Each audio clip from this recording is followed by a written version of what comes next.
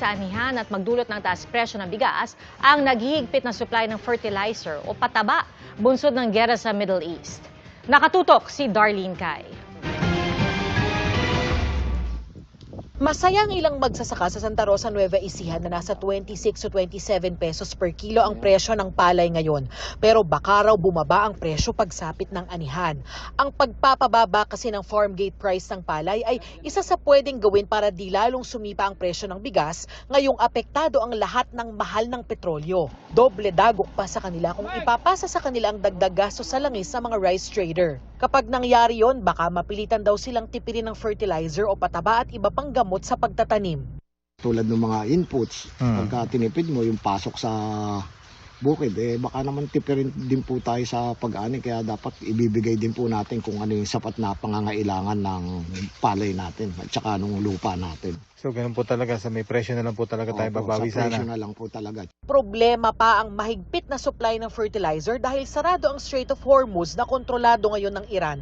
Ayon sa Philippine Chamber of Agriculture and Food Incorporated, dapat paghandaan na ito lalo't inaangkat pa mula sa gitnang silangan ng 13% ng chemical shipment sa bansa, kabilang ang mga fertilizer. Ang China nag-anunsyo ring maghihigpit muna sa export nila ng fertilizer. Sabi naman ng Department of Agriculture, may 284 days na stock tayo, which is about 9.5 months.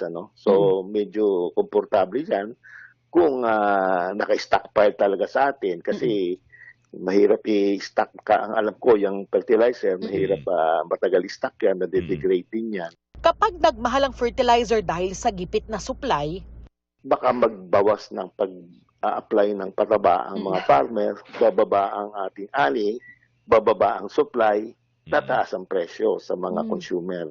sabi ng Agriculture Department, mamamahagi sila ng 50 million pesos na ayuda sa libu-libong magsasaka.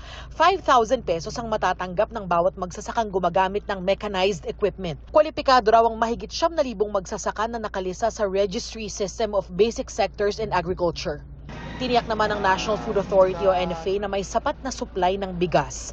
Kayang pakainin ang buong Pilipinas ng 10 araw. Sa national buffer stock naman, meaning hindi lamang NFA, kundi pati yung pribadong sektor, pati yung mga ating mga household na may hawak na, tinatayang nasa more or less 55 hanggang 61 days to last ang ating supply. So wala po tayong dapat ipangamba. Para sa GMA Integrated News, Darlene Cai, nakatutok 24 oras.